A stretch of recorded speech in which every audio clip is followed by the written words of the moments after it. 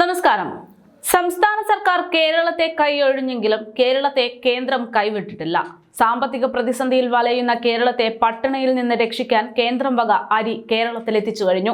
കുറഞ്ഞ നിരക്കിൽ ജനങ്ങൾക്ക് അരി ലഭ്യമാക്കുക എന്ന കേന്ദ്ര സർക്കാർ ലക്ഷ്യത്തിന്റെ ഭാഗമായാണ് കേന്ദ്ര സർക്കാർ ഇപ്പോൾ അരി കേരളത്തിൽ എത്തിച്ചിരിക്കുന്നത്. പദ്ധതിയുടെ ഭാഗമായി ആദ്യ ചരക്ക് കേരളത്തിൽ എത്തിക്കഴിഞ്ഞു. പൊന്നിയരി കിലോയ്ക്ക് 29 രൂപ നിരക്കിലാണ് അരി നൽകുന്നത്. അരിക്ക് പുറമെ കടലപ്പരിപ്പും പൊതുവിപണിയേക്കാൾ വില കുറവിൽ നൽകാനാണ് കേന്ദ്രത്തിന്റെ തീരുമാനം. കടലപ്പരിപ്പിന് കിലോയ്ക്ക് 60 രൂപയാണ് വില.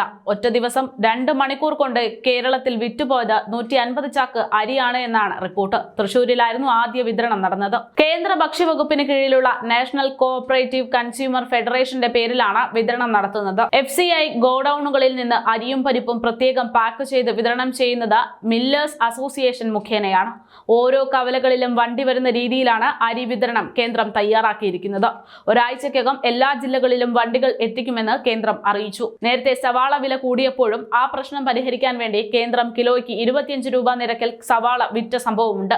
ഓൺലൈൻ മുഖേന ഇത് വാങ്ങാൻ ഉടൻ സൗകര്യം ഉണ്ടാക്കുമെന്ന് അന്ന് സർക്കാർ തീരുമാനിച്ചിരുന്നു. ഇതേ രീതിയിൽ ഇപ്പോൾ കേരളത്തിന്റെ പ്രശ്നം പരിഹരിക്കാൻ രംഗത്ത് എത്തിയിരിക്കുകയാണ് കേന്ദ്ര സർക്കാർ. സാമ്പത്തിക പ്രതിസന്ധിയിൽ ബുദ്ധിമുട്ടുമ്പോൾ അരിക്ക് വില കുറച്ച് അരി ലഭ്യമാക്കാനുള്ള പദ്ധതിയാണ് കേന്ദ്ര സർക്കാർ ഇപ്പോൾ നടപ്പിലാക്കുന്നത്.